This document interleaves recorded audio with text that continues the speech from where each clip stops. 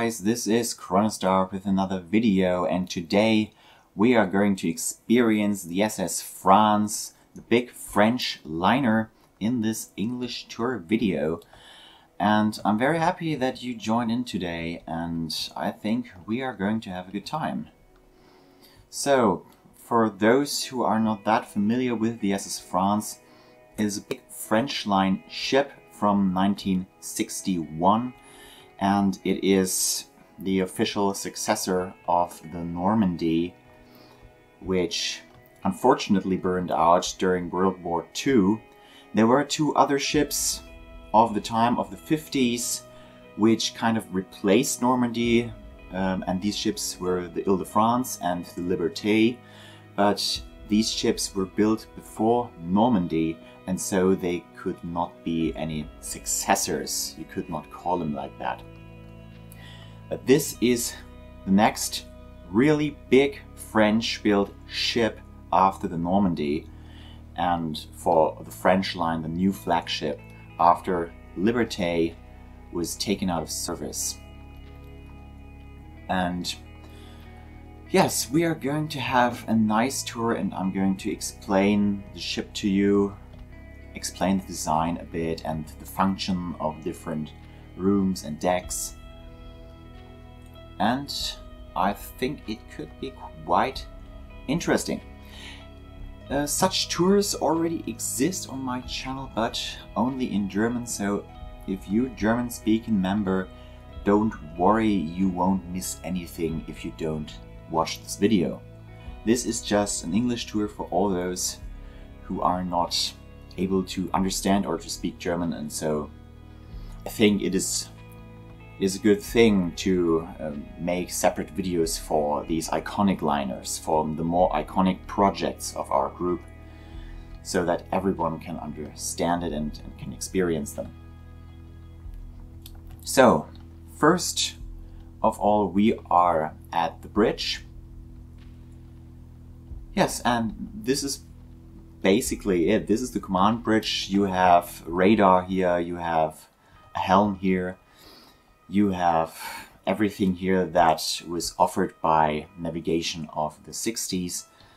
This was quite state-of-the-art at the time, but also nothing special if you compare it to other liners of this time. And if we have a look back here, we see that there is a lot of backstage stuff, like there's a radio gonio. This is a radio compass. And there's also a small area for sitting and for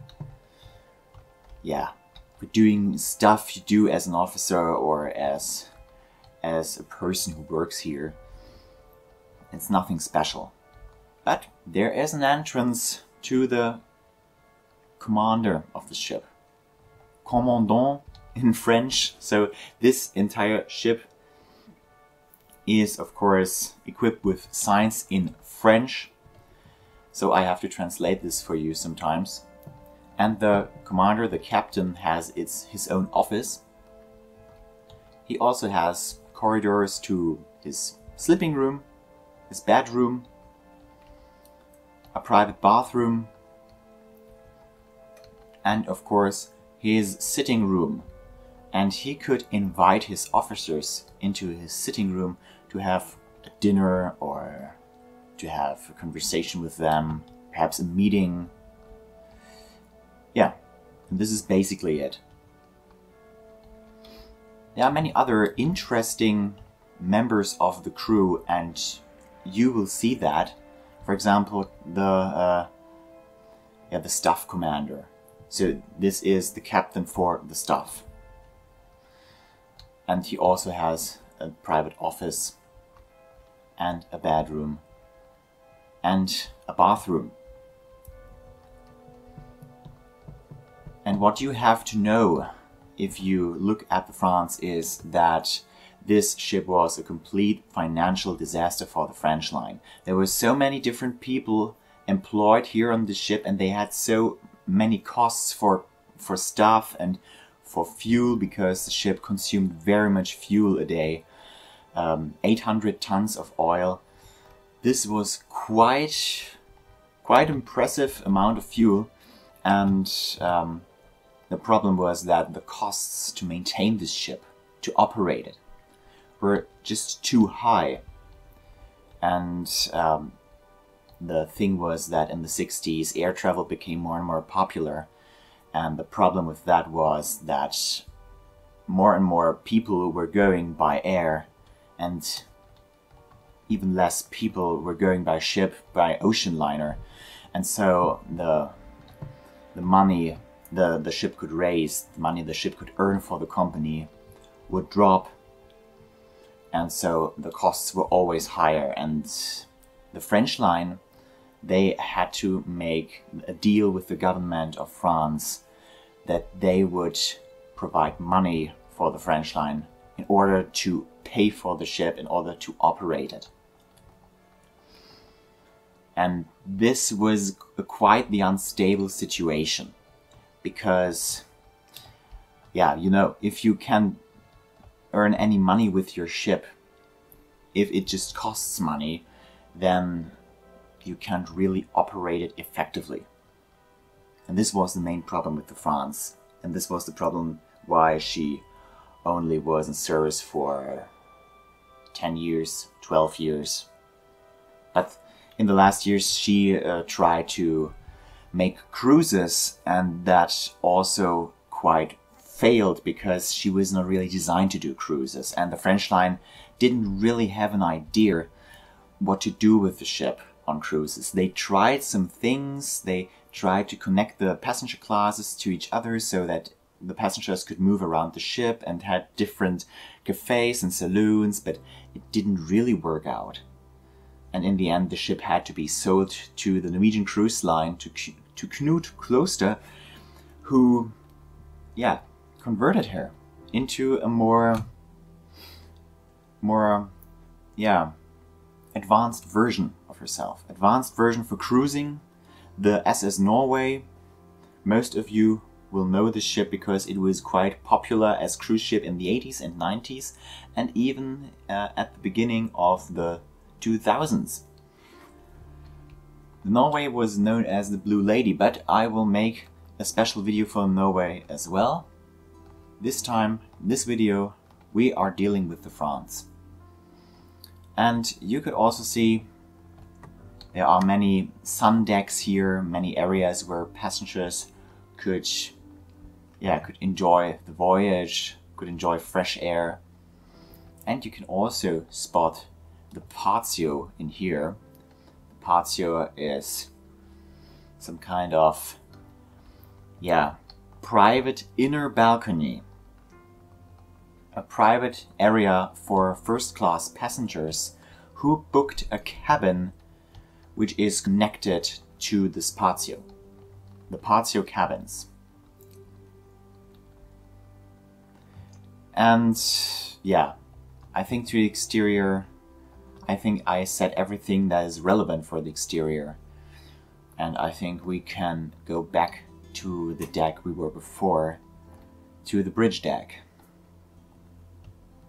Perhaps we join in here. This is the first class entrance. Here the first class passengers have access to the next sun deck and to deck chairs, so they can enjoy themselves and just relax a bit. And here we have the first class staircase on the top level. This is the Pont Soleil, this is the sun deck. And you see the style of the interior is really much 60s style. Everything that is old, get out with that.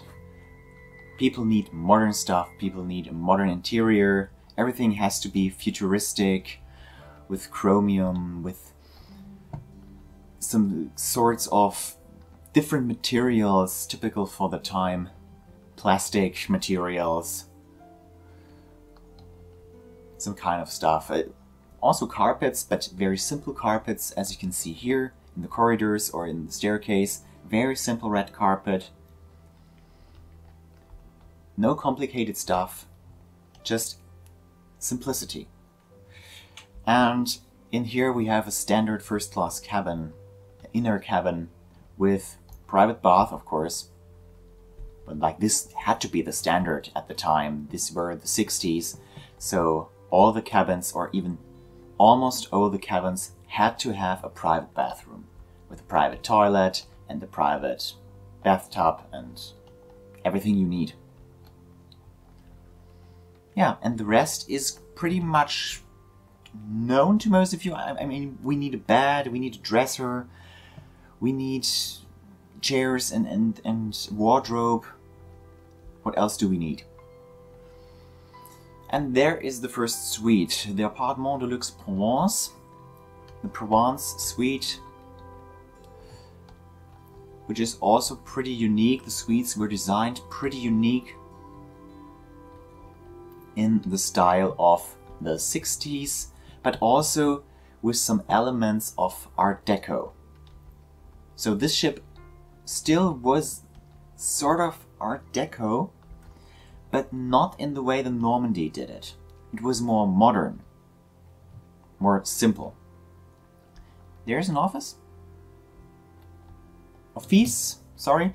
This is still French. This is not an office. This is an office, which means pantry.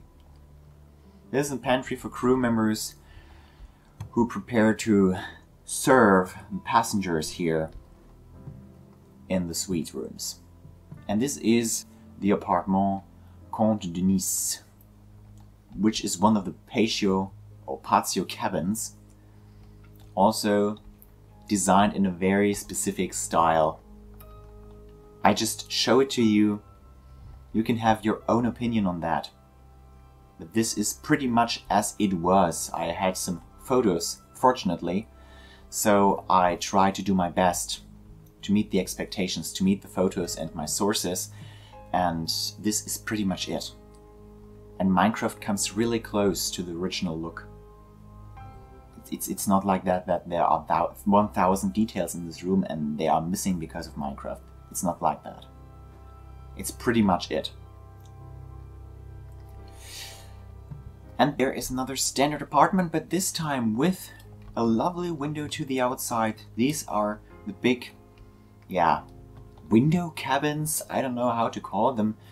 These are special cabins, more expensive cabins, suite cabins. And as you can see, they have lovely furniture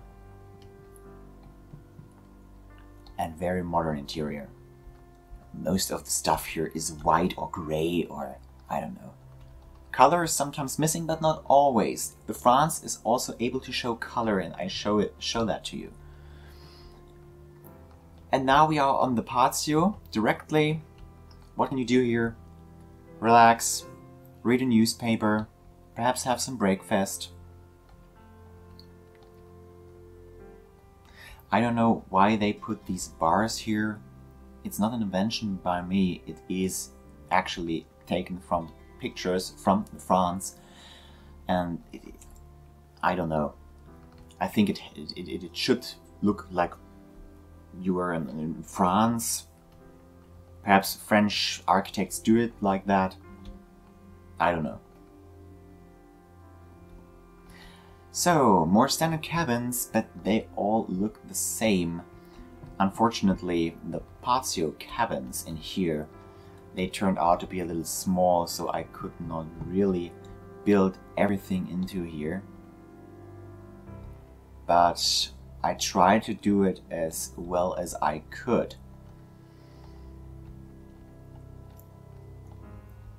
So, this is crew only again, so we are moving towards the bridge again. And there is a chenil, a dog kennel. These are the dog kennels of the France. And there's also an exit to the first class passengers area, so passengers could walk around here, but also to the dog kennel outside area. Yeah, with small decorations, lantern for example, or other stuff, decorations for the dogs, just to make it a bit more nice here for the lovely animals. And there are also more crew cabins for attendants for the dog kennels, And what's that? This is another staircase entrance. This is a passenger entrance for passengers who like to visit their dogs, because it has to be possible. And so you can get into here, and there is the dog kennel entrance for the passengers. And here on this deck we are on Pont Soleil, we are on the sun deck. But as you can see here, the France likes to show more color. This is the staircase that shows blue carpet and also blue decor on the walls, and modern art also on the walls, modern paintings. Modern art is very common here on the ship, and there were many paintings in the saloons, in the lounges, or in the dining saloons, or in the staircases, which were ordered specifically for this ship. And so the French line spent, I think, millions of dollars for art. So this ship is not just an object of transportation. This ship is a statement for French art and French engineering. And speaking of French engineering, there are also vent units in here, machinery. Yeah, it's nothing special. The ship has to be operated, it has to be functional, so you have to build in these vent units so that the ventilation does work. And there's also a very interesting staircase for the crew, which can walk up here, and then the crew members stand in the middle of large vent units on the top deck. Like these bars here, these are just kind of ventilation units. And you can see it here. Huge ventilation units sucking in fresh air and bringing it down, or sucking out the hot air, bringing it up and throwing it out of the ventilation opening. There are also many other very technical things here. I think it's better if we go back down, because there are so many other interesting rooms. Chef radio adjoint. This is the chef radio operator. And there is the radio room. A very modern radio room with many desks, like an office, where the chef radio operator is sitting and working. And then there also are these radio stations, and the people working here also have typewriters, so they can just produce proper documents which include the messages that are received by the ship. And there are so many radio operators. Here is one radio operator sitting, and there are two and another two. So there are at least 5 radio operators, and there are more chairs, even more. And here is a chef radio operator, so there are 6. You have to pay so many people for the ship, so many staff. I don't really know what the architects of the France were thinking. Like, I think they planned the ship with the intention of funds paid by the government to operate the ship. They had to have that in mind, because otherwise there is no reason to put such an incredible amount of stuff into a ship. So Bellino, I don't know what that means. It was on the deck plans. The room is called Bellino. Perhaps it's a company in France for wireless telegraphy or radio operation. I don't know. I just do my stuff, try to do it as good as I can, as well as I can. And then we have the first crew stair. Well, I think it was the second crew staircase here. It's crew stairs down on the next deck, and there is the chef radio operator, the main chef radio operator, with private bathroom, sleeping room, and also a sitting room. And what is that? Air humidification. So you also have to do some humidification with the air, because it can be quite dry if you apply the modern way of ventilation, and so you have to do this stuff to make it a bit more comfortable to breathe. So, the next thing is a magazine. Like, there are so many magazines here, and magazines, they are just stores and lockers. But in French it is magasin.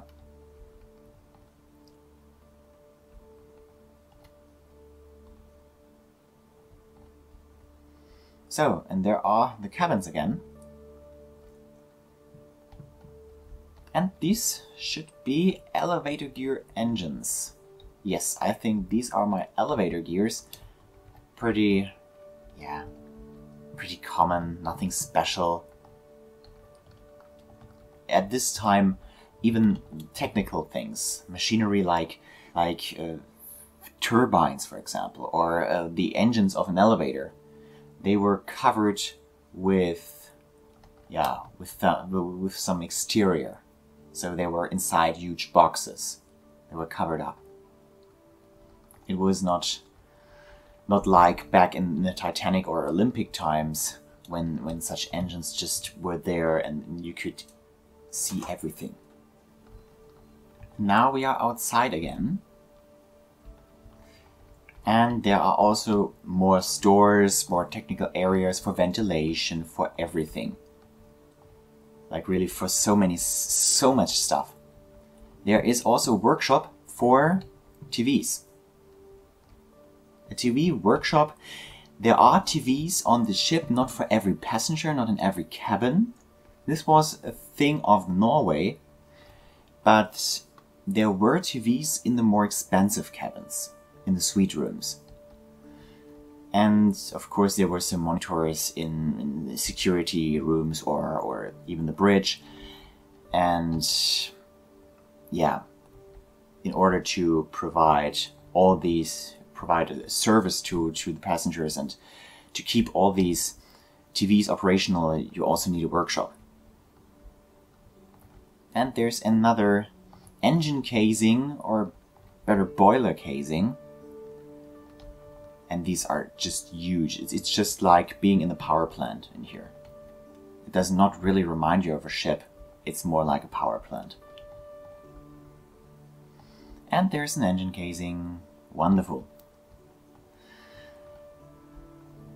So, and there is another pantry. Deck pantry.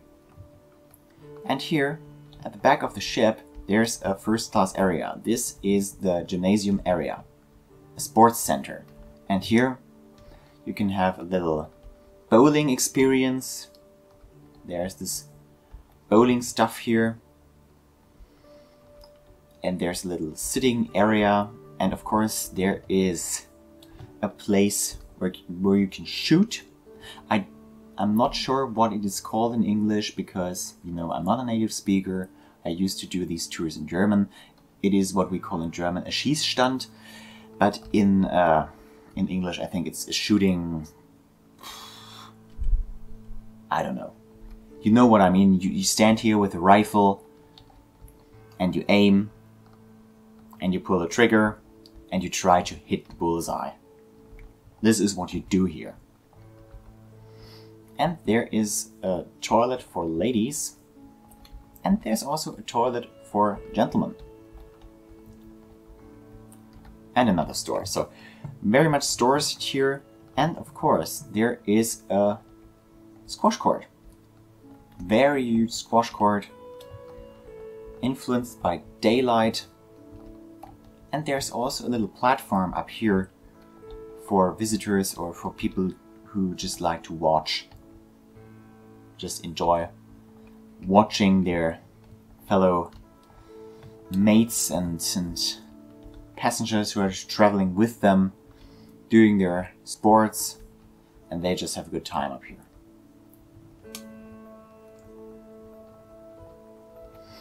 So, and there's another platform for sunbathing people. And if we go back here, down on this deck, And we are on the edge of the next deck, and I think this is the embarkation deck, if I recall it correctly. This is the embarkation deck, which means this is not the deck where you join when you go on board. This is the deck where you go into the lifeboats. This is meant by the term embarkation. As you can see here, this is exactly the deck where the boats are stored and where also other interesting stuff like these winches to pull up the boats again are installed.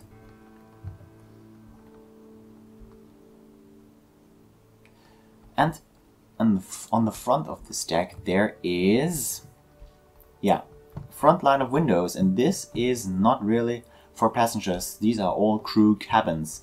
And there's also the shipyard sign, the sign of the shipyard, the sign of the builders, Chantiers de l'Atlantique 1960, 1960, and Saint-Nazaire. And there are cabins here for the second captain, so perhaps some kind of second officer. There's a different structure here. It's not like cabin and then chief officer and then first, second, third, fourth officer. It is a bit different here. There are people double here. This is the second captain, so some kind of the second officer, and this is the assistant second officer.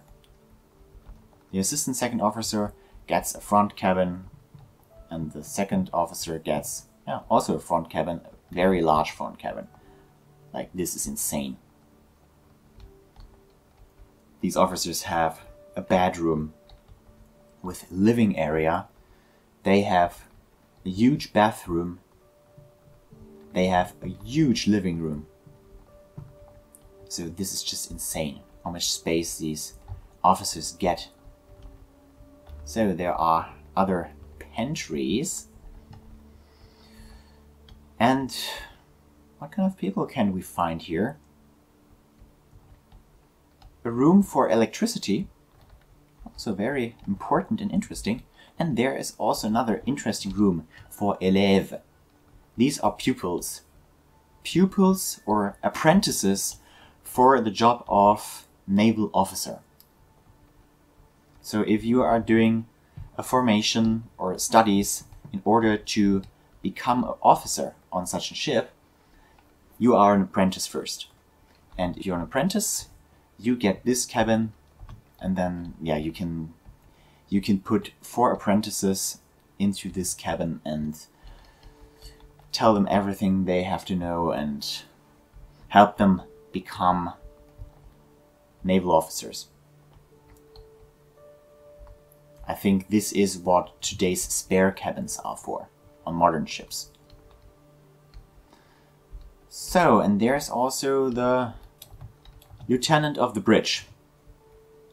I don't know what his job is. I don't know what all these people are doing all day, but he has to have a job. And there's another lieutenant of the bridge.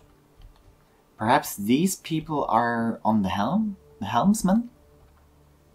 I don't know. Perhaps I can just guess. I'm sorry. Yeah, and there are more lieutenants of the bridge, so perhaps these are just seamen who are specifically working on the bridge. Yeah, because there are so many of them. And this is the navigation officer. These people have smaller cabins, as you can see. This is salle à manger fumoir, officier du pont. Salle à manger is a dining room, and fumoir is a smoke room. So this is a dining room, a mess room, and a smoke room for all the officers on the bridge. This is the officers' mess. So crew, that is meant for navigation, and also the engineers are quartered here on this deck, on the embarkation deck. And they use these crew staircases and these elevators in order to get down deck by deck until they reach their destinations that for the officers of the bridge, they just have to get one deck up and they're on the bridge. And the engineers, they have to, I think they take the elevator. It's a bit more easy for them. So there are also waste rooms. You can put their waste in there. And mécanicien is engineer. There are different kinds of engineers here, deck engineers and engineers for the engine room and so many different kind of people. And there is another interesting room. This is first class again. Or better, it leads you to first class. This is not really first class, but it leads you to first class. You can spot it or recognize it if you have a look at the floor. This is standard crew floor, and over there is the red carpet. That means we are back in first class. This is the design of the crew corridors, and there is a store, a locker for plans. I think the ship's plans and blueprints are stored here. There's another pantry. And there is chef mécanicien principal, which is, yeah, very high ranked engineer. Some kind of chief engineer, I guess. I think this is really the chief engineer because he's the chef and principal. So he's the chief engineer. And this is the assistant chief engineer. There are more people. There is a mess for the radio room staff, radio officers. And there is, yeah, radio officers, of course. They are sleeping here. And there are also the élèves radio, which means radio apprentices.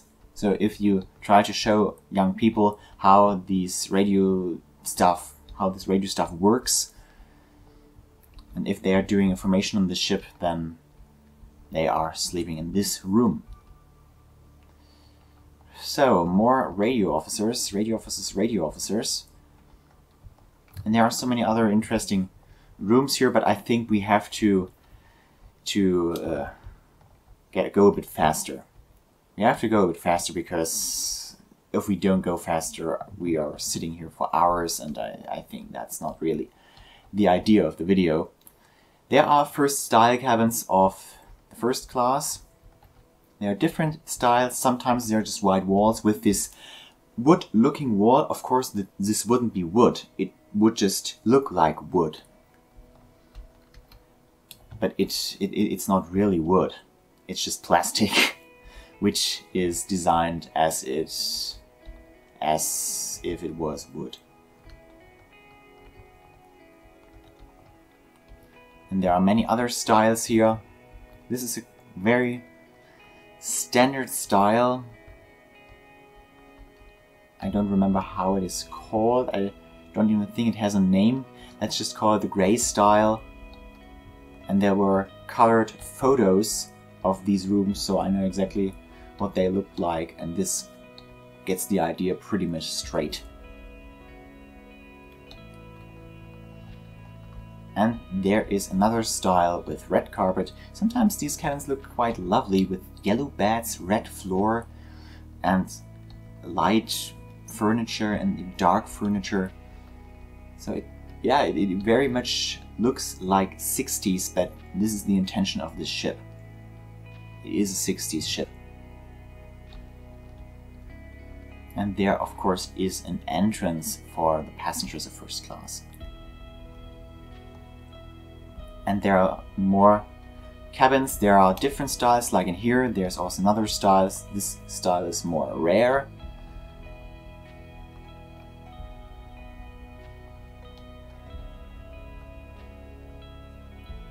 But I think these cabins are quite lovely. Quite lovely.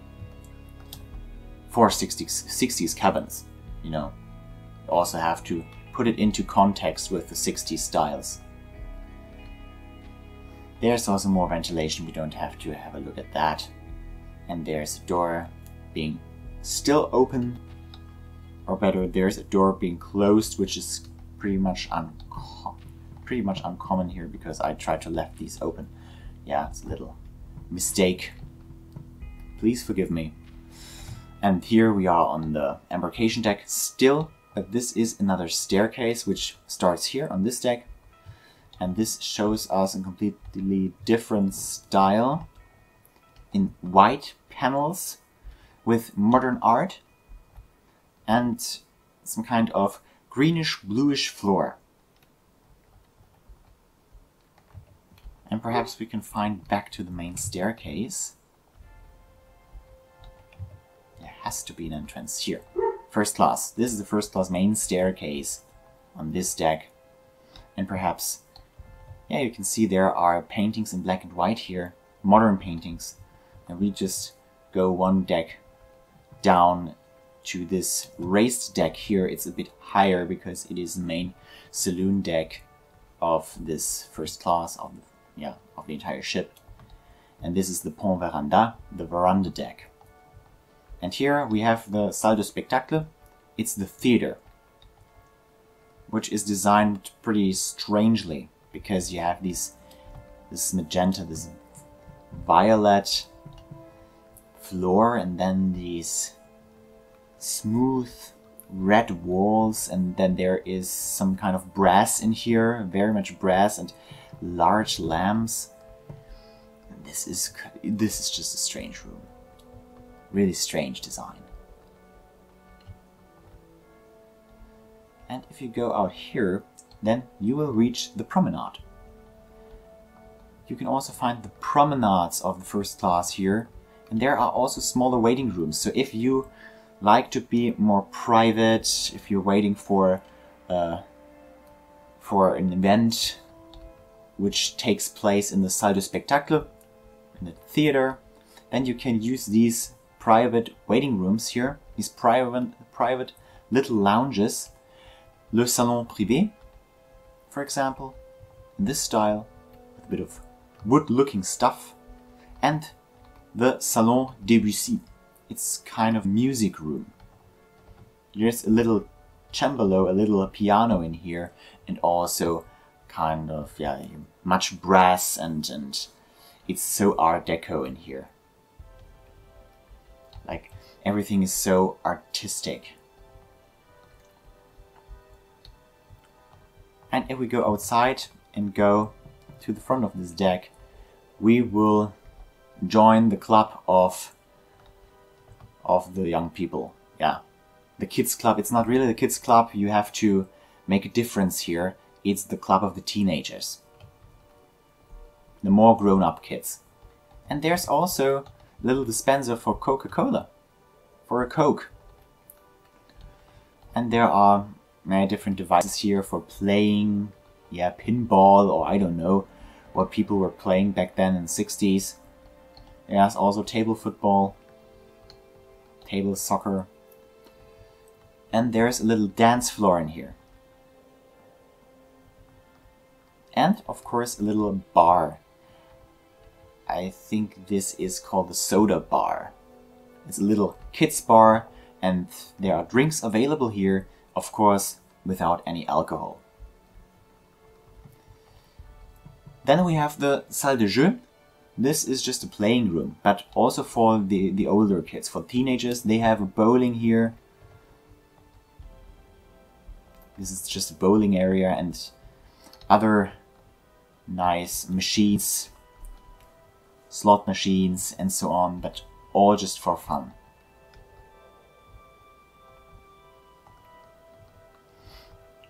And there are toilets here, of course, and then we have direct access to this staircase. And this staircase mainly, yeah, still is the first class. When I built this ship back in 2019, 20, 2021, I really had difficulties to find out which staircase belonged to which passenger class. But I found out that this has to belong to the first class because we can use this staircase to go up and to visit the dogs at the dog kennels. And if we go down here, we have to be able to reach the teenagers club, and on the other side of the ship, the kids club. This is really just the kids club, and there are different rooms here. This is the kids club for the tourist class. So if you have tourist class kids, they are playing in here. And there's a nice painting of Noah's Ark here on the wall. But this Noah's Ark is not the standard Ark, it is some kind of France version. So you can spot the Ark as the wood down here, the wood color, and then you can spot the France's funnels over here. And in between there are animals and colorful stuff. And there is a balloon painting here and so on. And there is a little theater for puppets.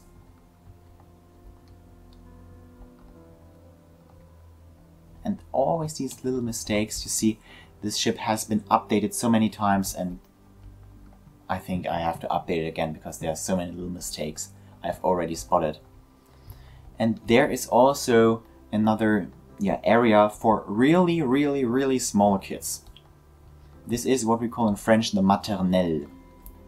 And so there is a specific space to treat babies and to take care of them. And even smaller children who are able to walk. And here we have the kids club with little sandbox and some kind of deck games and yeah, you know the stuff. A slide.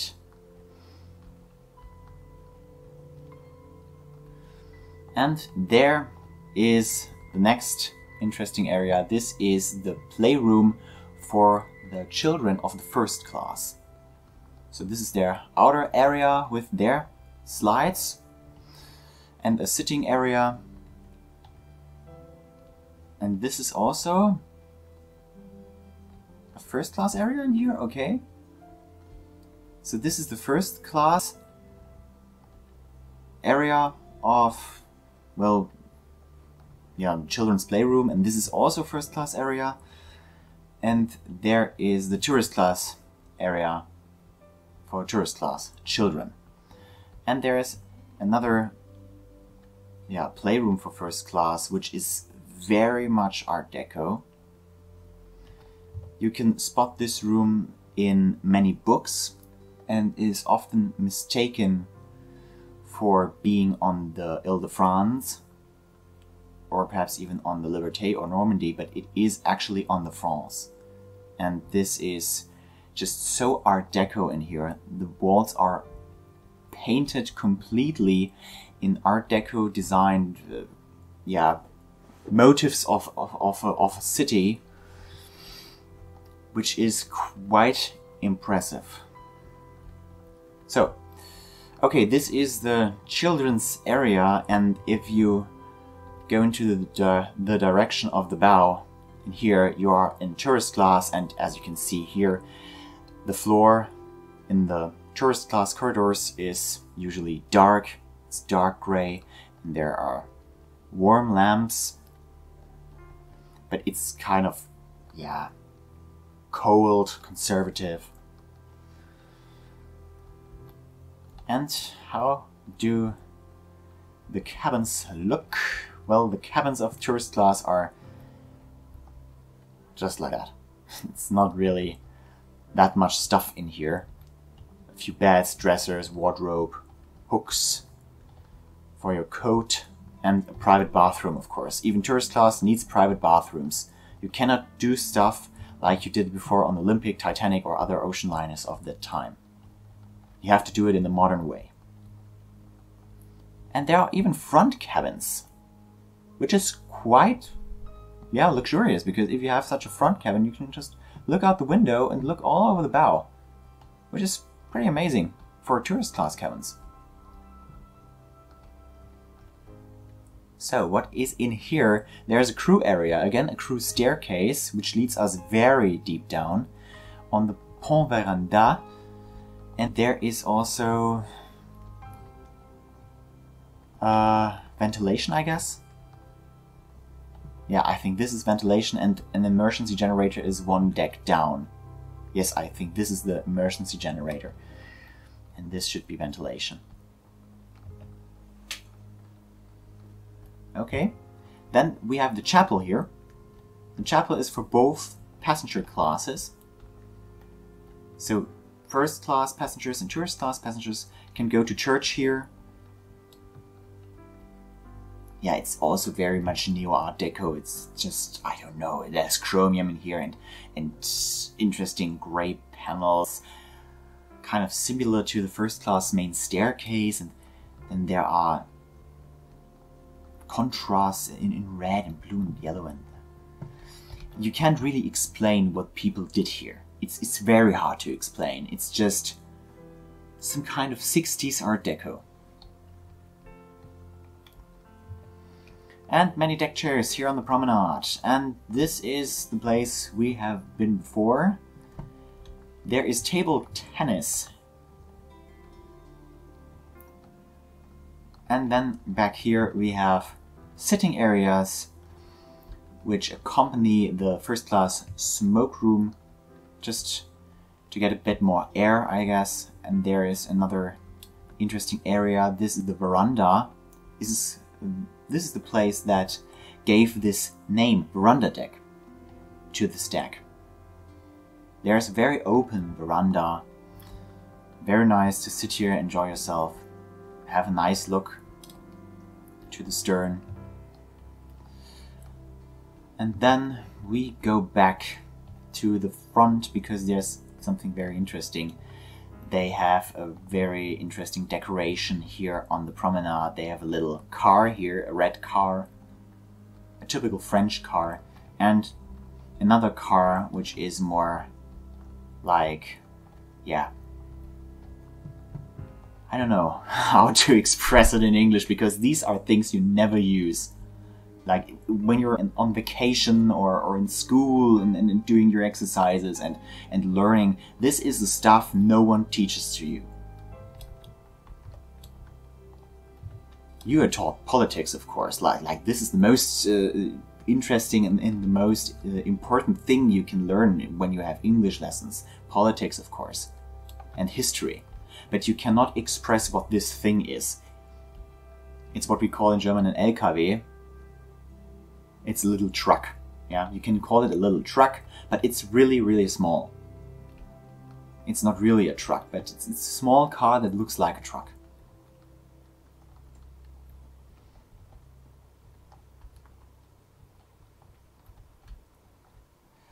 So, and there is the Salon Fontainebleau. This is the main lounge of first class. And in this lounge, there are many original paintings from French artists. The room was designed by Maxime Old, and he ordered specifically some paintings from the artists Lucien Couteau, Claude Idou, sorry, and Camille Hilaire. So they really paid much attention to detail here. They paid much attention to art.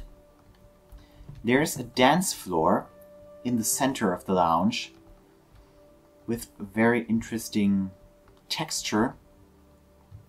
And there is also a raised area with modern lamp arrangements. And of course, many chairs, lounge chairs, different carpets lying around here in Art Deco design, and a little platform for the orchestra. So, on some occasions, the orchestra is playing and you can dance here. Yes, and this is pretty much it. This is the lounge. Very modern, very clean, but also full of art and Art Deco. Interesting room. Quite interesting. And here we have the first class library. This is a very small room. It's covered in blue paneling. And it just has, I think, over 2,000 books in here. It doesn't look like that, but perhaps there are secret stores and the crew members can address that and give you a book you like. And then you can just sit here and read and, I don't know, waste time. The ship moves with a speed of maximum 35 knots, so it is the second fastest ocean liner in ocean liner history. Only the United States was faster, and it also is the second longest ocean liner in ocean liner history. Only the Queen Mary 2 is longer. But what I want to say is that it doesn't really take a week until you reach New York. Starting from Le Havre or from Southampton, you perhaps need 4 days. So yeah, you just wait until you reach your destination. This is really a ship of transportation. It's not so much vacation for you on here. It's like a bus of the ocean. And then we have the card room in here. First class card room. Or better, reading and writing room. But later it was also used at card room at the first Norway version. And in the reading and writing room you can also take a book, sit down here, have a good time. And there are also writing tables. You can write postcards, letters, as you please. And there are, of course, accesses to the staircases. Here's the staircase 3, the aft staircase of first class. And there's another staircase back here. Staircase 4 of first class, which starts here. But as you can see, this is a first class area. But down here, the staircase changes its design a bit. Like the paneling is still very much it, but the floor changes. And this implies that the class changes from here to here. This is first class, you can move around here. And this is tourist class. So it is not allowed for tourist class passengers to move up here. And for first class passengers, it is not recommended to go down here, because then you are in a different passenger class. But I think regarding the security aspects or aspects of being modern, being more open, the classes could meet each other if they really wanted to. There were no longer these strict regulations from the US government that the classes had to be strictly separated in order to prevent illnesses from spreading over the ship. This was before in Titanic times, 1912, but these are the 60s. So all these people are modern people and they are absolutely part of society, but the tourist class passengers, they can't afford a first class cabin, or they simply don't want to afford a first class cabin. It's like you book an economy ticket in the plane. You perhaps can also book a first class ticket, a business class ticket, but it's too expensive, so why should you do that? If you just are on your way for 4 days, then you can also enjoy the tourist class. You have everything you need in here, and you can have a good time, and then you reach New York. So why would you book a first class ticket? Perhaps this is also a problem that France had to face. But first class nevertheless was quite popular, so they definitely had their customers. There's another interesting area. This is a little staircase down to the shop of the Printemps. Printemps is a very important, very well-known shop at Paris. And Paris, the Printemps is a boutique, a clothes shop for brands, and I don't know, just try to use Google and you find something. And of course this is part of French culture, so it has to be here. And there's another entrance to the Salon Fontainebleau. And there is another interesting room. It's the Cabaret de l'Atlantique. It's a cabaret. It's a little bar, and this is really an interesting, everything here is interesting, because this room is very, very strange. Like, let's be honest, this room is very strange. It has this gray tones and then this light furniture and mirrors, and also this decor with yellow and blue, and the contrast between the bar and the rest of the room is just overwhelming. So it's very, I don't know what to say. I can't find the words to say how I feel. And there seems to be a barrier between the cabaret of first class and the cabaret of the tourist class. This is the tourist class cabaret. This is the only really tourist class public room, except the children's playroom, that is located on this deck, on the pont veranda.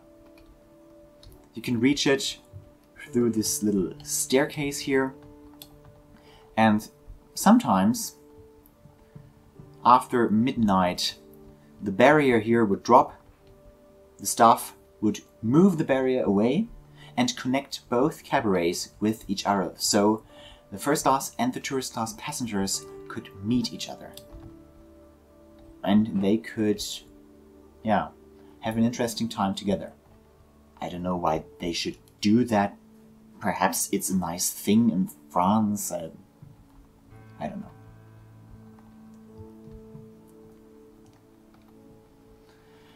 And here we have just another entrance connecting the interior with the promenade. And back here we have the smoke room of first class, the fumoir. And this is just so huge. This is so spacious. There's another little dance floor here. There's a spacious bar. You can order all various drinks. And there's a pantry back here. And there's so many chairs and sofas and everything you need. And there's an area for a piano and an orchestra, so you can also have dancing events here. But this is pretty much some kind of nightclub. Nightclub for mainly the gentlemen, because the smoke room is a very male room, and the ladies usually have the drawing room or reading and writing room for themselves. So I can imagine that the ladies perhaps met here, but we are talking about the 60s, so it was not a common thing for ladies and gentlemen to spread after dinner. This was a very common thing for 1910 or 1912, but not for this time. These were more modern times, so you can take the fumoir as a nightclub of some sort. And there's another interesting room here, the salon de bridge, the bridge room. You can play bridge here. This is just a card room and game room and I don't know. And as you can see, also with a very unique design. So, and this is pretty much this deck, so we move to the next staircase and go one deck down. The next deck is the Pont Promenade, the promenade deck. And as you can see, the doors are closed here, so the first class just moves through this deck to avoid bumping into tourist class, but we will go into tourist class, of course. And we start at the end of this deck. Perhaps this is better. We have a spacious exterior zone here. And this is just a sun deck for tourist class with normal deck wood. Other decks, like the deck here, just has some other deck flooring, but this has classic deck wood. And there's also a cargo hatch here with a hatch cover. This is for a garage that is down here. We can have a little look. This is a garage for cars. You can take your car with you. And if you put back on the hatch cover, then you can just put deck chairs on top of it, and then you can use this area as a sun bath, sun deck for the tourist class. And there's an entrance here, and large windows, of course. And this entrance, it gives you access to crew elevators, but as a passenger you don't have access here, of course. And there's access to a crew staircase here as well. So the crew can use this area primarily for taking in luggage and baggage here.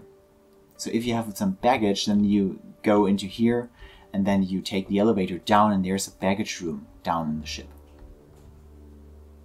So this is the main baggage handling zone. And there's the entrance to the tourist class salon or saloon. Salon Touriste. And there's a bar for the tourist class, as you can see. You can order all sorts of drinks here. And there's a little botanic thing, some plants, but you can hardly call it plants. It looks more like grass on the photos.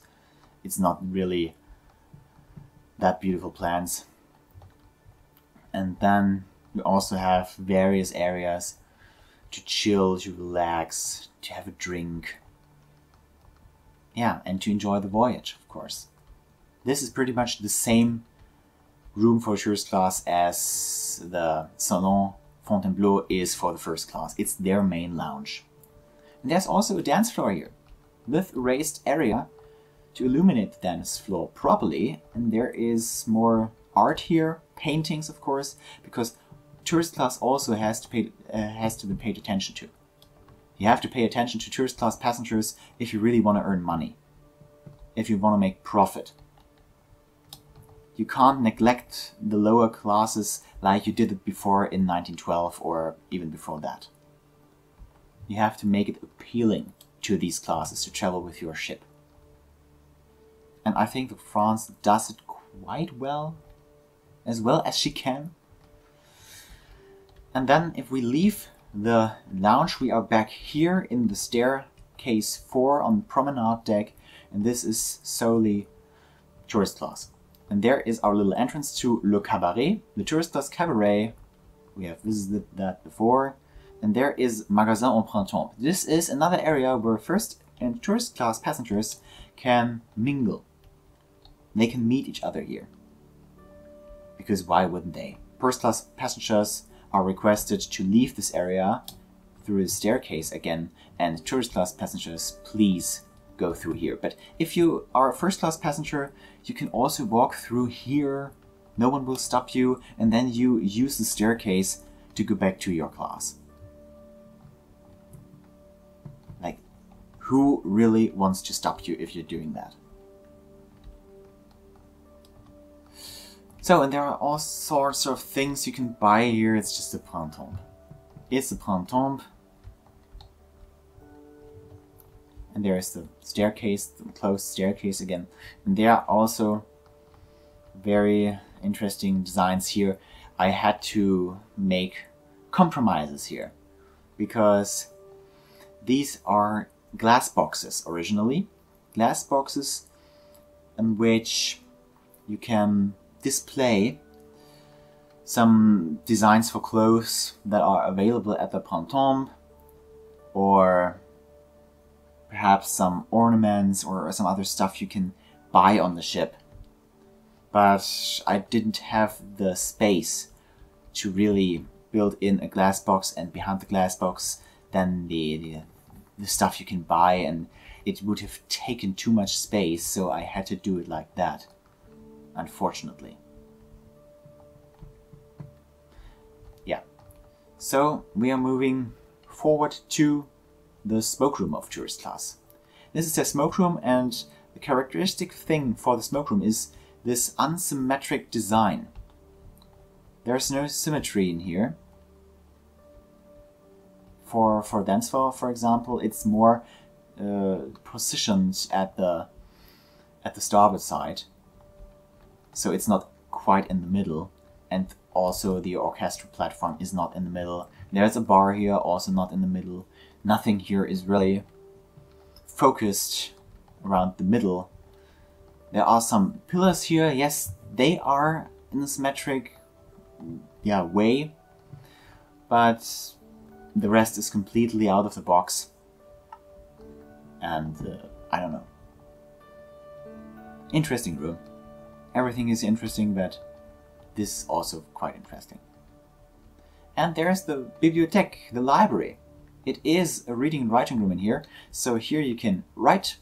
This is a writing station with different writing desks. And there is a small yeah, small glass barrier that shows you that this is the end of writing area. Here's a bookshelf. If you need a book, take it from here or from here. And here, this is where the reading area starts, so please be quiet. And also the lamps are really just 60s and modern, and Minecraft can do this quite well. So if you want to build an ocean liner in Minecraft and you're not quite sure from which time period so that you can portray everything correctly, then perhaps you should do a liner from the 50s, 60s or 70s, or a cruise ship of that time, because Minecraft can do it quite well. And back here there's the Salon Touriste again. If we leave this here, we are on the promenade, the closed promenade of tourist class. They have their own promenade. And it goes on and on and on. And there is another entrance for tourist class, and this is the beginning of the smoke room again. So back here we have a pantry. And we have art here, of course, paintings. And there's a bridge room for tourist class. Also quite nice in here. And there's Salle du Spectacle, an entrance for tourist class. On the other side, there's also a music room, just like in first class, but this time it's not the Salon Debussy, it's the Salon Ravel. These are two musicians, componists, which are from the area of Impressionism. I think it's called like that in English, but I've never had lessons teaching me that, so I just try my luck. But this is the Salon Ravel, little music room. Another painting here. And this is an area where first and tourist class can meet again. This is the first class staircase, so if you are a tourist class passenger, please don't enter here, enter here. But then you can join in here, and then tourist class and first class passengers, both alike, can join the theater and have a nice time. And there is a technical room for the theater, so if you really want to play a movie in here, and this is the only purpose of this theater. It is not meant for really playing theater here. It's not meant for Romeo and Juliet, and I don't know. It's not like actors on the stage and they have a musical here, or I don't know what you would call theater. It is more like a cinema in here.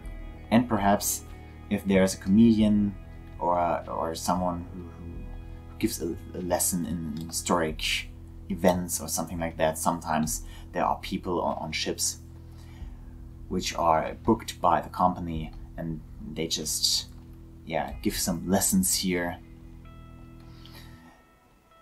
This is possible in the theater, but of course not having a musical in here. This is stuff you would encounter on the Norway, when the theater is wider and more specialized and really doing this kind of stuff.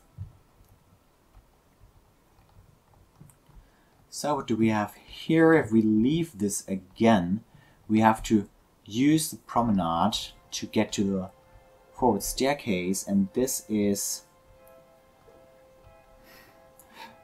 still some kind of tourist and first class staircase, you know. Like first class passengers can be here, it is possible. I don't know exactly how they really are separated from each other. I can imagine that first and tourist class passengers are walking through each other's classes all the time, and it's just a mess. What is stopping a tourist class passenger from enjoying the first class smoke room? I couldn't really find an answer to that.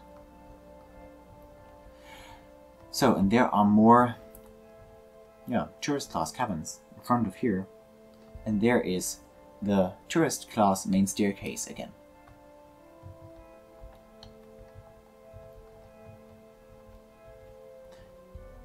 Yeah, the colors here are usually quite sad. It's gray and white and so on. It's not the best way to travel, it's not the best place to be on the ship. But if you are here, you don't have to pay as much money as you would have booked first class cabin. So, well, if you are not fortunate enough to book a first class cabin, if you have to go by tourist class, then you have to accept that. You just have to accept the more simple style. As you can see here, this is the standard style: a grey floor, red dressers, grey beds, white wardrobes. This is the standard style of tourist class. And there we have another interesting thing. This is the emergency generator, I guess. Where's the door for that? Yep. These are electric generators for emergencies.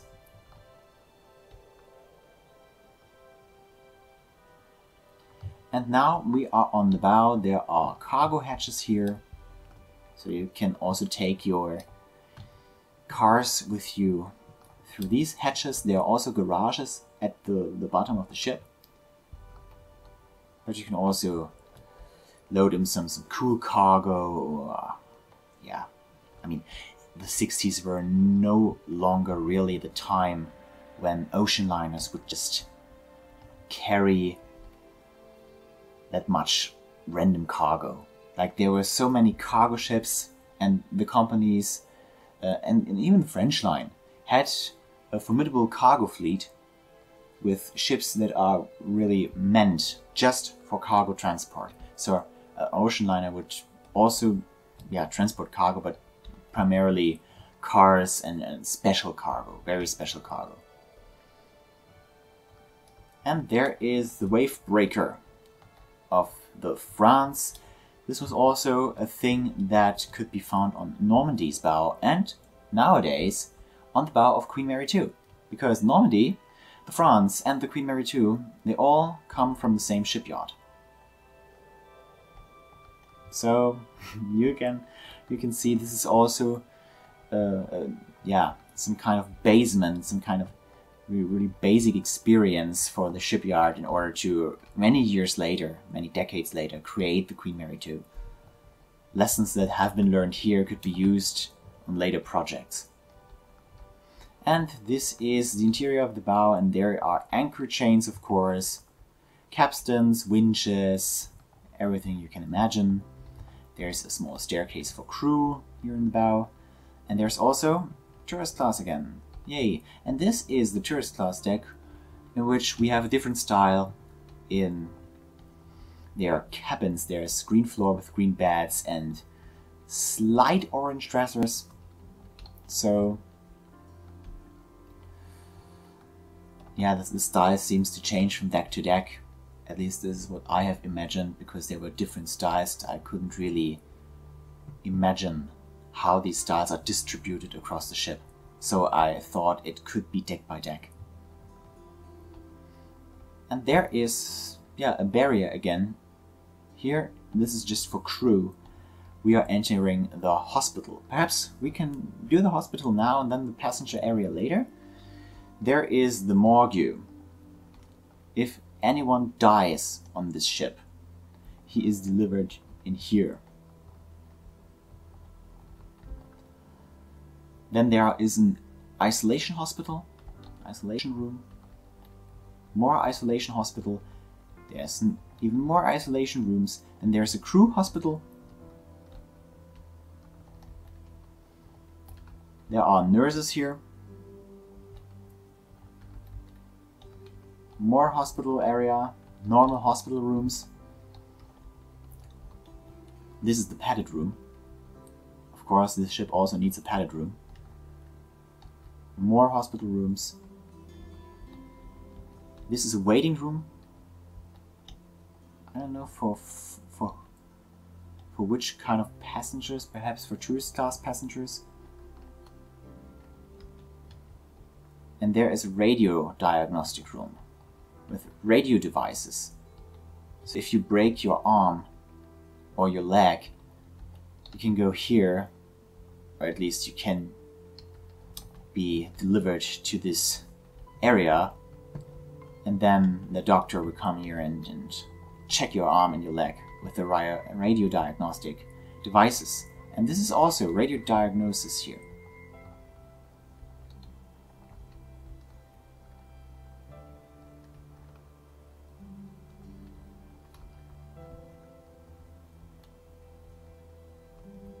And there is the salle visite. This is a room where you really can see the doctor. The doctor sits here, you sit here, and there you can just have your appointment. And if you move through this door, then you can also access the office of the doctor, who can also treat you here. There was a picture of this room, at least of the paneling, and so I could tell that it was slide blue with brass elements.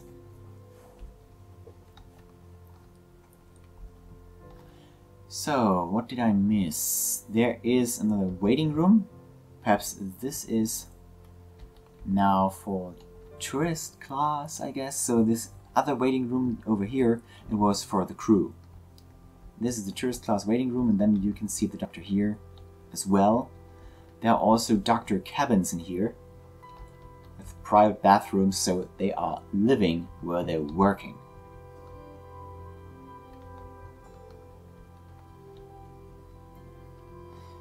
And there is a barrier to first class, because this is the first class with their own pharmacy, and here's a pharmacy for the tourist class, and there's also a waiting room for first class passengers, and then there's an access to the doctor's room for first class passengers. So this is, interestingly, not an area where first and tourist class passengers could meet each other. And there is an access to the staircase, which is pretty much a tourist class staircase, but also sometimes used by first class passengers. Now, many interesting cabins, larger cabins, as you can see. This is almost first class standard here. It looks more dry, it looks more simple, but it is almost first class standard. And this implies, and also the floor implies, that we are not just in a tourist class area. These are cabines alternative, alternate first class and tourist class cabins. So you can book these cabins as tourist class passenger, but if first class is completely filled up and you need additional cabins for first class passengers, then you can book these cabins. And these are directly connected to a staircase or to the rest of first class. And here we have different styles. This is a deck of different styles for first class. There's a style rose, looks like this. There were descriptions of the styles and also pictures, so I could build them as they were. And there is the style blanc, or in English white. Style white. And then there is also the style bleu, blue in English, and the style bois. I don't know what that means, I don't know everything.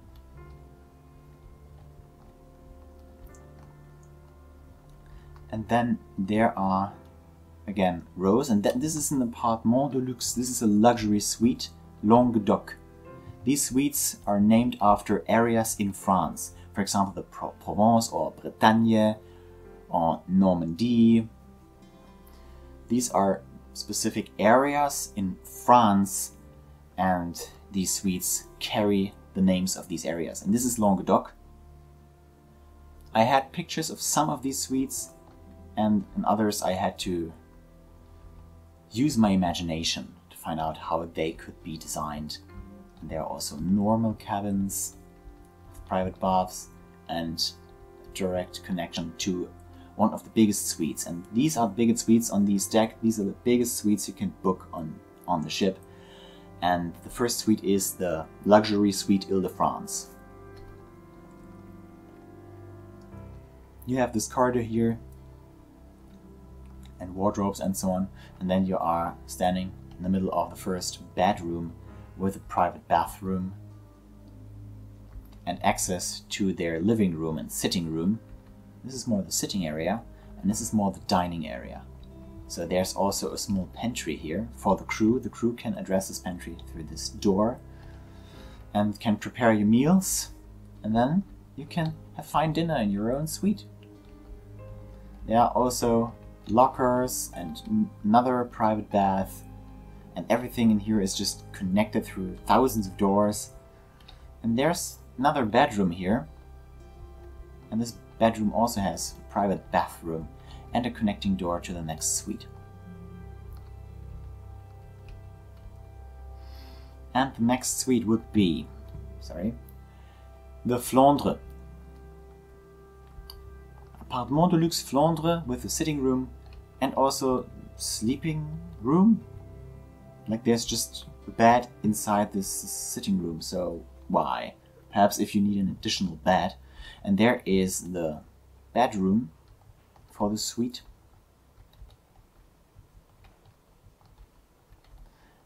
There's so many other rooms, and I'm really thinking of if I'm really going to show everything. Like this is the main style, and this would be Auvergne.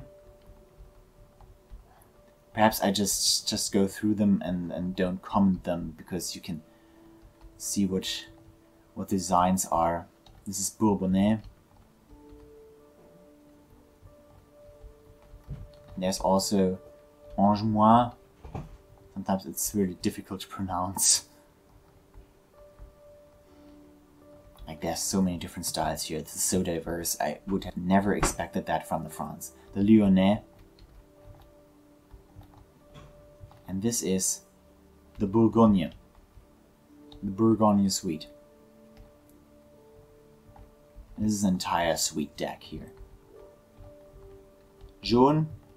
The style jaune, which means yellow, and Nivernais.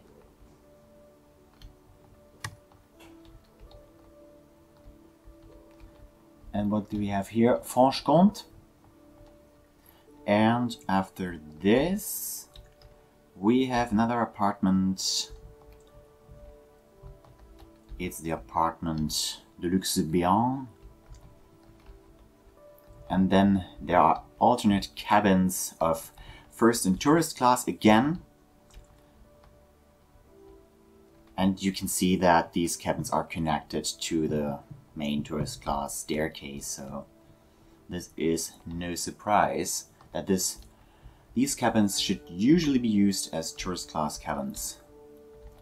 So if you are interested in the luxury suites on the other side of the ship, on the starboard side, I would recommend you to download this map and to explore the ship by yourself, because if we continue looking through every room here, I think we're going to sit here for really a while, for hours and hours, and I think we can keep this a bit shorter, so you can have a look at your own. It's absolutely worth it, I promise. And then we have this staircase again, and as you can see, this is nothing special here, just corridors of tourist class. And at the end of this deck, there's the swimming bath of the tourist class, with a small area, the gymnasium area.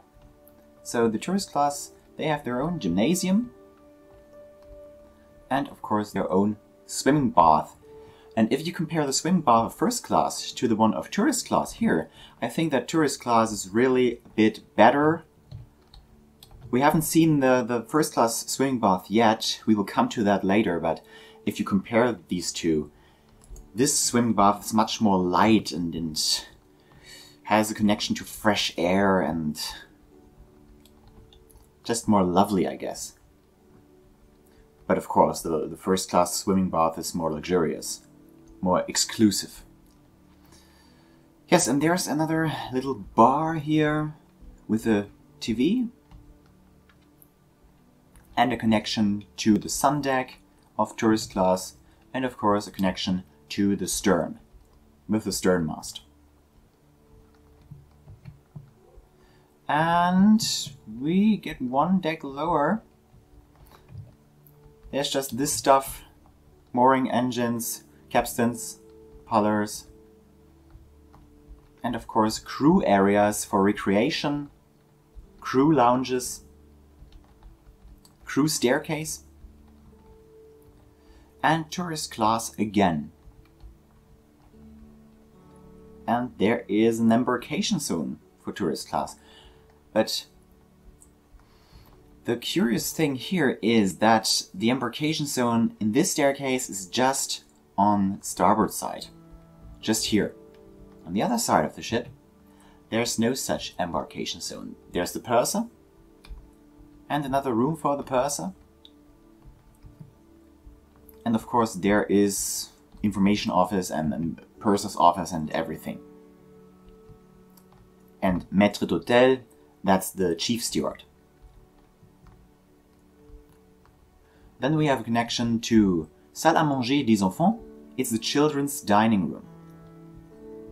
So this is the deck where some of the dining rooms can be found, but not the main part of dining rooms. That would be the next deck. As you can see here, this connects directly to first class. So this is a dining room for both children of first class and tourist class, but there are these bars, this barrier here in the middle of the room, and so you can close this perhaps, or you don't, but the tourist class children would be fed here and the first class children, they would dine here.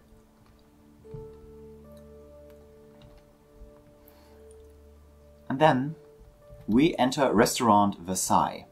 This is the dining saloon of tourist class.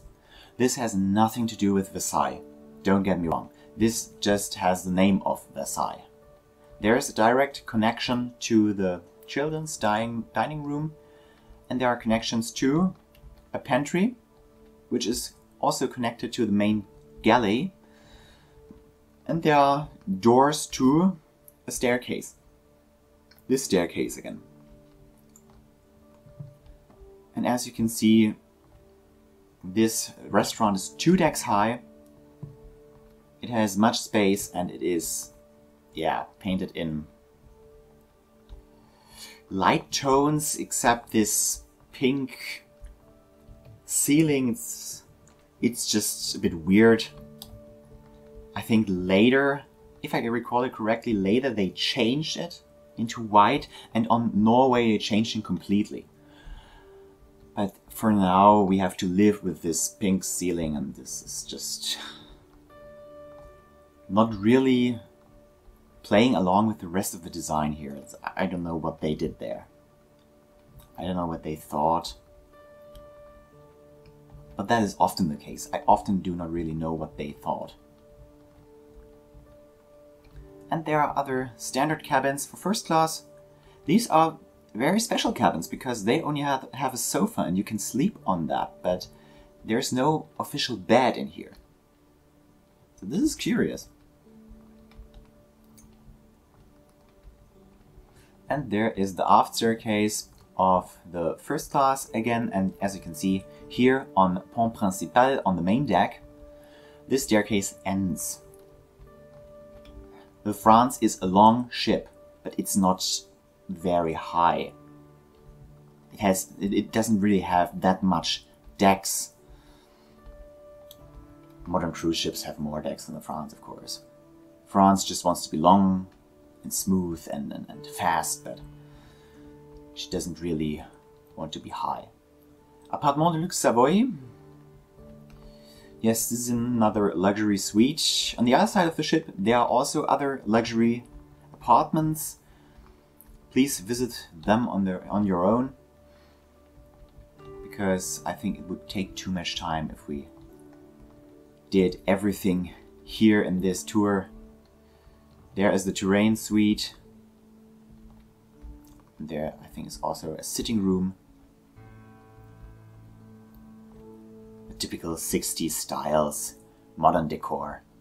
And this is, yeah, the purser's area, the entrance area of first class and the first class main staircase. As you can see here, the staircase comes down here, and then you have a cashier, and then you have a purser's office, and of course a baggage office and a chief steward's office. And on the other side there is, oh, this is the purser's office, then this is the information office. So many offices here, and there's also a backstage area, and I also sometimes had pictures, had photos of these areas, so I could build them as they were. Yeah, this is the main entrance here. And as you can see here, we have a great look into the first class dining room, but the dining room is a matter of the next deck, so we will come to that later. Then there is a radio telephone here, or more radio telephones. And telecommunication room, other telephones.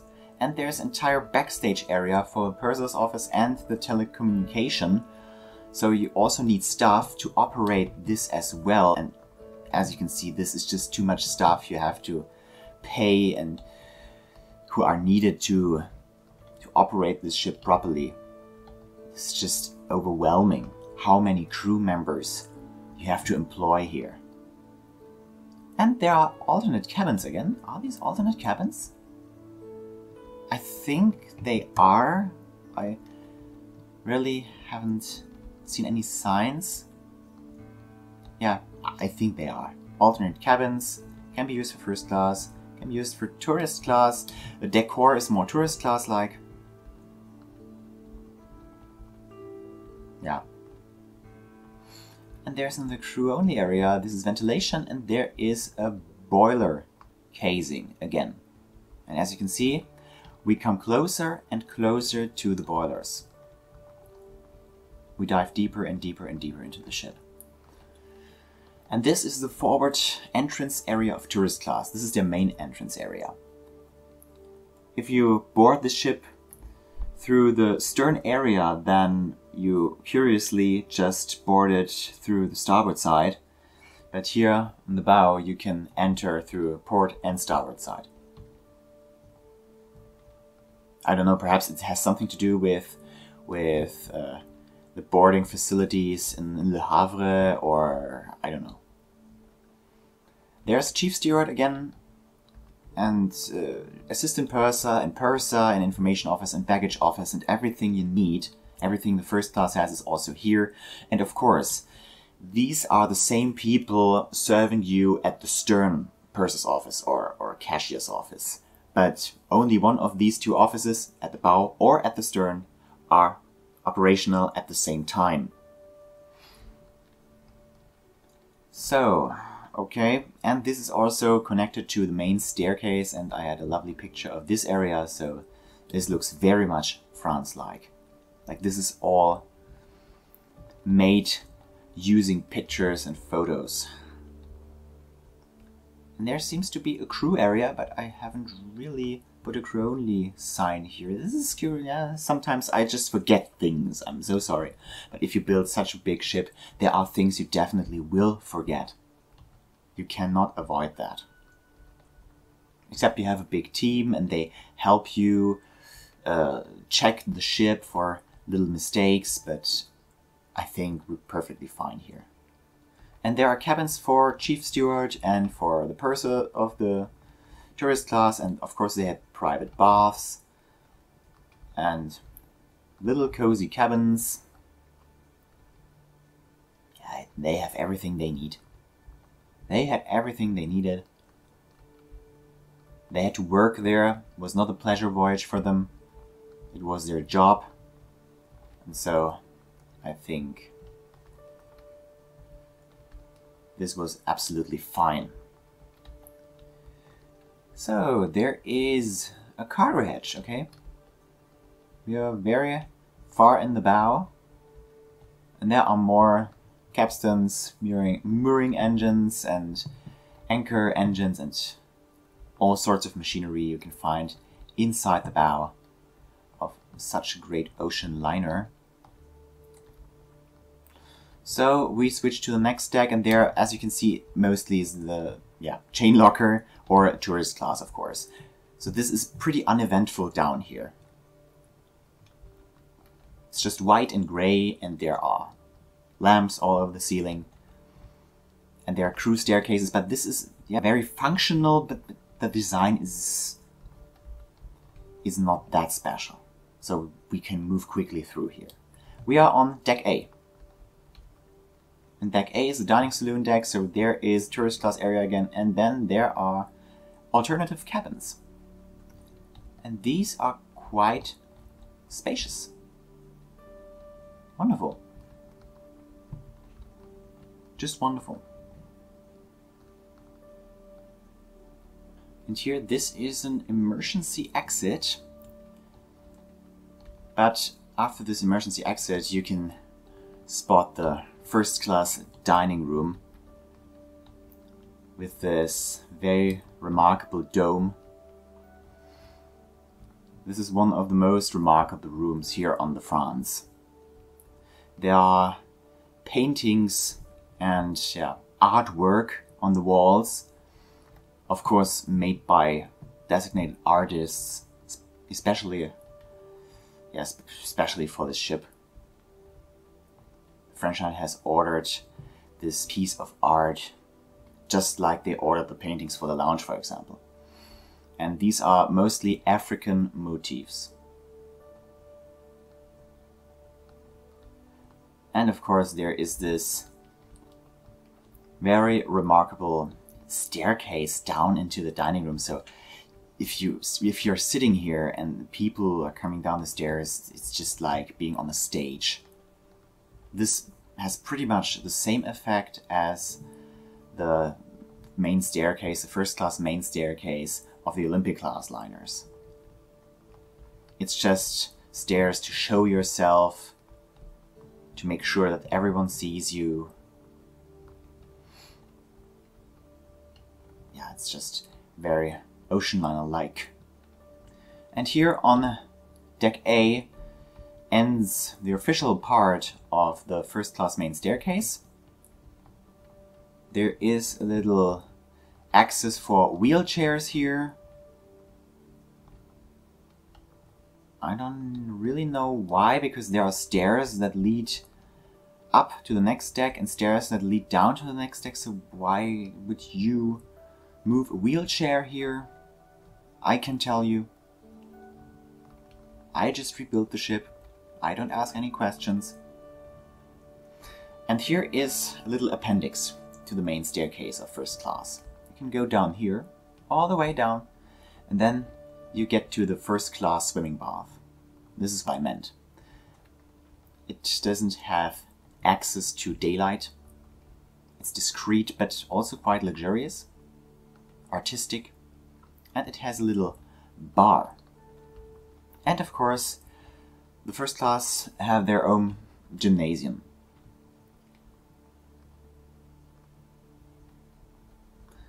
And of course, changing rooms as well. And a little spa area. You can book massages here, or some sorts of stuff you would do at a spa area.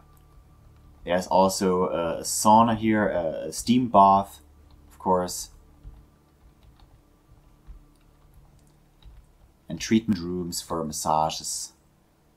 And there's also a cold water room with a cold water basin, storerooms, toilets for ladies and gentlemen, and one elevator that leads down here. So you really can take an elevator down here, and the other elevator up here, it ends on deck A. So in order to proceed, we have to go through the kitchen, but there are also private dining rooms. I just wanted to show you that. And there's also children's dining room, so this is the main dining room where the first class children are served. Of course, there's also the children's dining room of tourist class with the different areas, mainly for tourist class children, but perhaps if additional space in the tourist class dining room is needed for first class children, then perhaps that's possible too, just to move some of the children there. But I don't really think that this would be the case on France, because she just was in service for 10, 11 or 12 years effectively, and then the ship was was going half empty, or even more than half empty. So, these are all French terms, and I'm not quite sure anymore what they mean. I think this is the wine room. These are wine coolers. I had very specific plans for the kitchen area, so I could build it very detailed.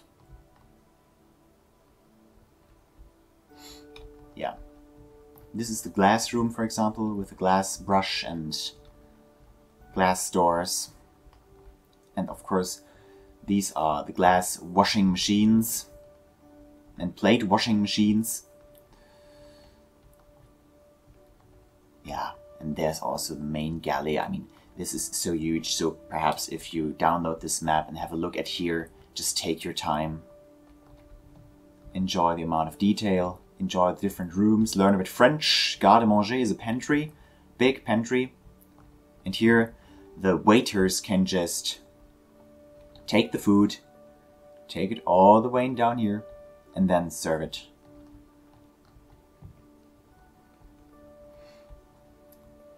Yeah, and this is the main galley area with stairs to the next deck so that the crew can get up here without meeting passengers. And of course, this is Légumes Maritimes.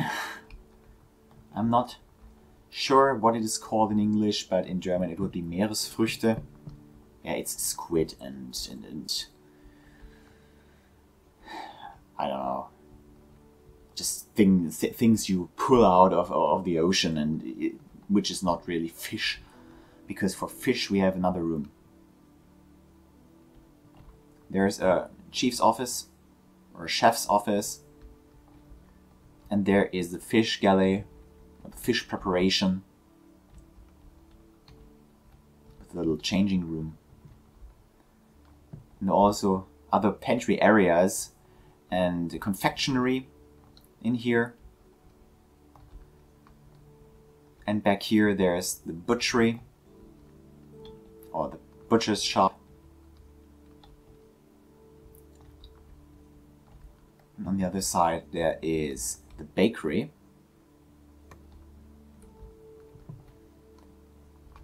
And of course a glass washing room for the tourist class. So the back part of this main galley area here is for tourist class, and the front part is for the first class. This is a room for silver washing and silver storing. And there's another, yeah, pantry, scullery with a big plate washing machine. This is another, yeah, pantry-like area. And here in front of everything, there's another little office, just small, and there's another crew staircase that leads us down to an area where we can pick up, yeah, food for preparation in the kitchen. And there is a connection to one of the main crew staircases, which is quite small, but it works. Fortunately, it works. And there is, yes, the crew elevator here. And this crew elevator takes us down here until we reach this point. This is the main storage elevator for provisions for the galley. So there's a provision store down at the bottom of the ship. And then we have access to the main part of the tourist class dining room.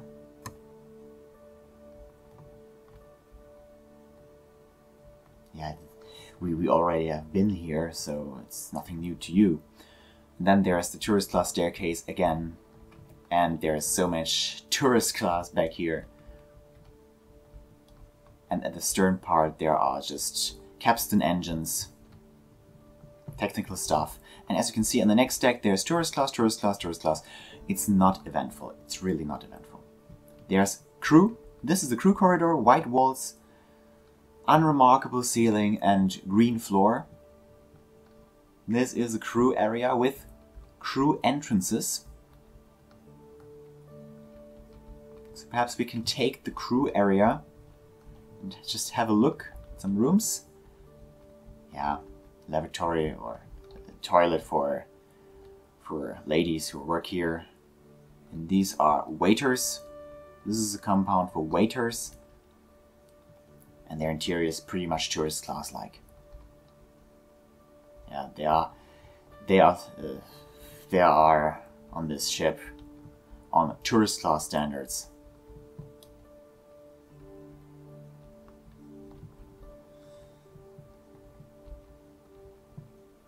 And this is one of the engine hatches, and as you can see down there, we really get some stuff. The main turbines. It's more like a power plant. It's just so huge and so spacious, and there are so many different parts of machinery. It's just more like a power plant. And here are chief stewards, or higher ranked stewards. Yeah, but these are the crew cabins. And then we follow our path.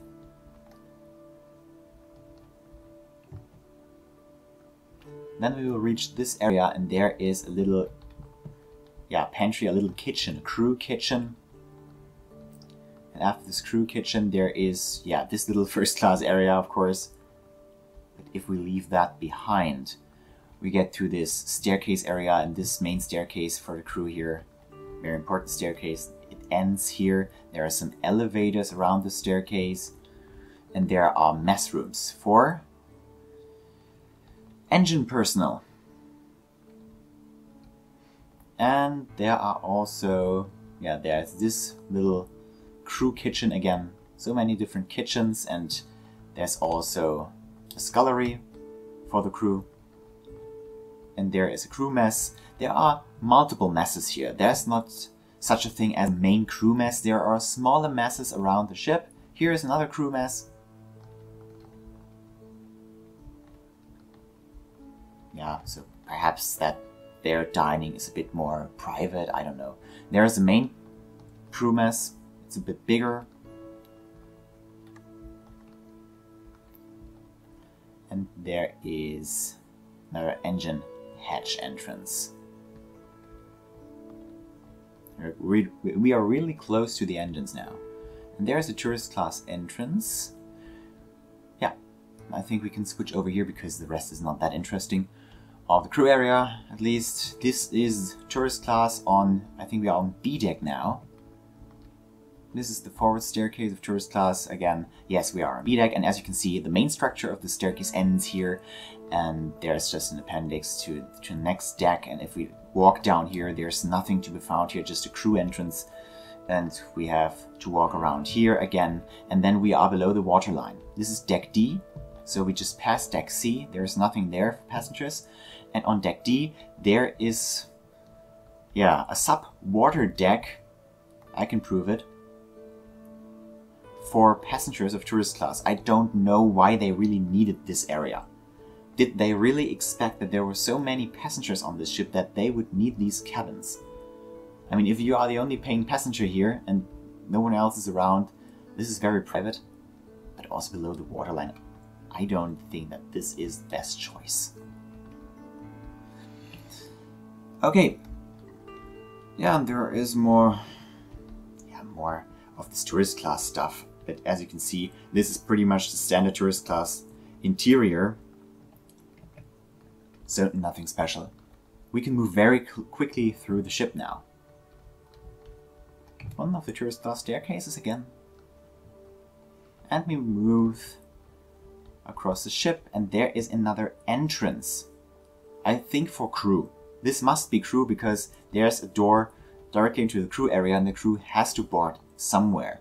And if half of the deck is for the passengers and the other half is for the crew, and the ship perhaps turns in the harbor and it lies on the other side for embarkation, then you have to get your crew members on board. So you have to walk through the tourist class area, but I don't think that any tourist class passenger would mind.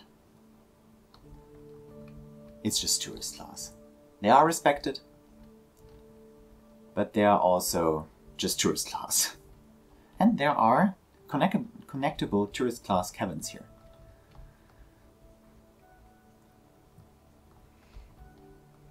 Yeah, another toilet, so you know, this is just standard stuff here. Just to house people. Give them a place to sleep, give them toilets, bathrooms. This is also the end of this staircase, of the main tourist class staircase.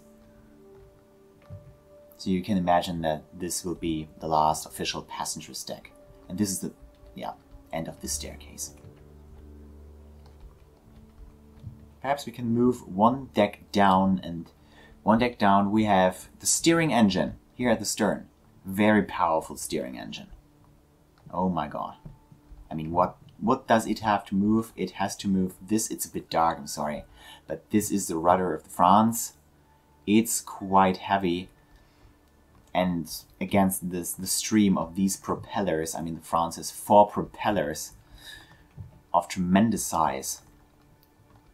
You definitely need some power to move this rudder. And there is, of course, now the main deck for crew.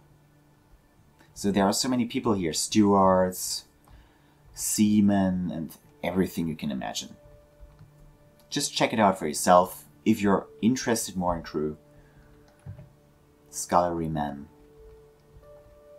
There are entrances to the boiler casings, the boiler rooms.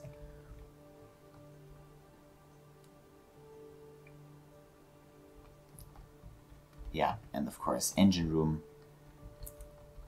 Engine rooms here, and another boiler room, and somewhere on this deck there's also an area where you can store provisions, but I'm not sure where exactly. I think we are too far in the bow right now. Yes, this is the access to the garage, so just leave it. I leave it to you.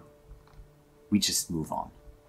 There's some cars here, of course, and special cargo in here. If you have really special cargo, which is small, you can put it in here. And there is this sub-water level deck again. And there are also special refrigerated cargo zones here. If you have refrigerated cargo, there's no problem. There are elevators going down here. You can just move it with the elevators down here and put it there and just transport it to New York. But I'm really not sure how often this would be the case. Yes, and these are the boiler rooms. Perhaps we come to this later. Yeah, this area we have already seen. There's another storage area here. There are oil tanks and ballast water tanks all over the ship. And there is a power plant. Yes, this is the power plant room. These are the generators for energy, for electricity on the ship. And as you can see here, these are the control monitors. It's like in a power plant. It's like in atomic power plant, nuclear power plant. I don't know how you call it. I think it's nuclear power plant.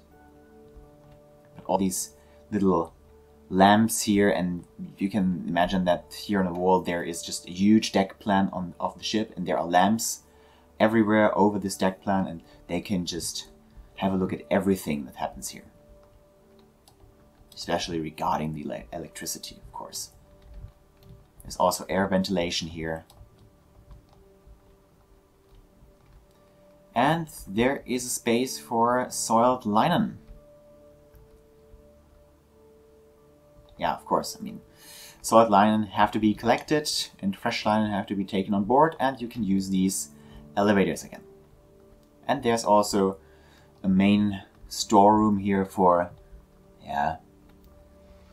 cleaning equipment, everything you need to have in order to maintain the ship. There's the garage here at the stern, and there's another store and water. And if we move down, then we should come to the parcel room. These are parcels. Here's a cargo hatch, so you can easily address the parcels and the letters. This is the post office. This is still a post ship. but the post office is at the stern and really at the lowest point of the ship. So you have to sort the post between the movement of the propellers, and I think the vibrations and the noise was a very special experience. So this is baggage of first class. If you have baggage, I already mentioned it, the stewards would use these elevators to drive down from the deck to here, and they would put your baggage in these baggage storage rooms. So here's another generator room, I guess, with many pumps and so on. Many systems are monitored here. And this is one of the main engine rooms. And as you can see, the turbines sitting here in the middle, they are really covered up. So it's not like the Titanic times where you can see everything, every component of a machine. It is covered with a hull. It's more modern, it's more discreet. Perhaps it's also more safe, I don't know. I tried to build these turbines as well as I could. Yeah, and I have nothing more to say. That's my attempt. I had some sources for that, but unfortunately not really good technical plans. I had some drawings from a side cut of the ship where I could see the habit of these engines, of these turbines, but nothing more, so I had to come up with something. But I think I did it quite well. There are also boilers back here. These are not the boilers you are used to. These are the boilers for, I think, superheating the steam again. I think, yeah, it's my personal impression. I don't have a detailed engine room engine room plan on which every detail is explained. I just had a few sources and I had to deal with it. But this ship uses superheated steam, not just steam, superheated steam. So you produce steam, and this steam is again superheated. Usually the superheating process is done in the boilers, because the boilers are very special models. It's also like in the power plant, they are huge, and they have components which are specifically meant for superheating the steam that has been made in there. What this is, I don't know, perhaps condenser boilers to win some water out of the process. I just built it. Not my fault. I built it. I tried my best. And then here we have the boilers. There are different levels here in the room. As you can see, the boilers are surrounded by these levels. The boilers go all the way up here. And these are the mighty uptakes of the boilers. And you can also go in here, this little window, and then you have a superheating boiler interior. And this is the superheating process. There's steam in here, and there are these superheating units, and then the steam is transferred through these pipes here in the direction of the turbines. And of course there is another level with ventilation, machinery, because we also need air here, not just to breathe but also to operate the boilers. Yeah, and there is also, these are pumps, I guess. Yeah, and there is a door to a specific auxiliary machinery room with additional pumps and auxiliary machinery. And there are huge tanks here, oil tanks in the middle of the ship. So if we don't visit an area here, it will be a tank for this oil supply. And there is another engine room. It's a big word for this room, but it is an operating room for the stabilizers, because there are stabilizers on the fronts and you can operate them, you can move them in and you can move them out in order to get more stability to the ship. There's another auxiliary engine room, and there is another main engine room with generators again and turbines. These are the outer turbines this time for the outer propellers. And there are boilers again. And of course, an elevator here. This is an elevator for the engine room personnel, for the engineers. And if we follow this elevator up here, you can see that, yeah, if you are up here and you just go the way through it into this casing, then you have an access to this elevator. You also go through this door and through this door and have a little fresh air if you are an engineer.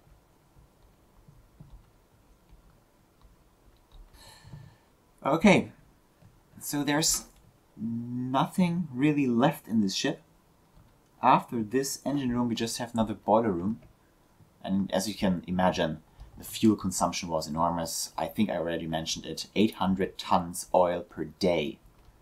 On Norway they were able to reduce the consumption to 200 tons oil per day. It's just a quarter, it's better, but it's also not really great. This was just so costing so much money, it was so expensive to run this ship that it's absolutely not a surprise that due to these immense fuel costs, the costs for your staff on board, and yeah, of course, the costs of having two little passenger bookings, the costs the air travel industry took from the ocean liner industry. All these were factors that ensured that the France would never run efficiently and could never really be run just with the profit that France would make, because profits really were not possible here. So, I hope you at least partially enjoyed this video. I tried to give you a good impression of the ship. You can download this ship. I will leave you a link in the video description where you can find the release video, and under the release video you will find a link to Planet Minecraft, and from there you can download the ship if you are interested. In the download package there will be two versions of the ship. The first version is this version, the traditional ocean liner version from the 60s, and the second version will be the French line cruising version. It's just a bit of an refit regarding some public rooms or additional safety facilities, and that's everything. But you can explore these versions, of course. So, I hope you enjoyed it, and I can say goodbye to you guys. Thank you for watching this video, and see you next time.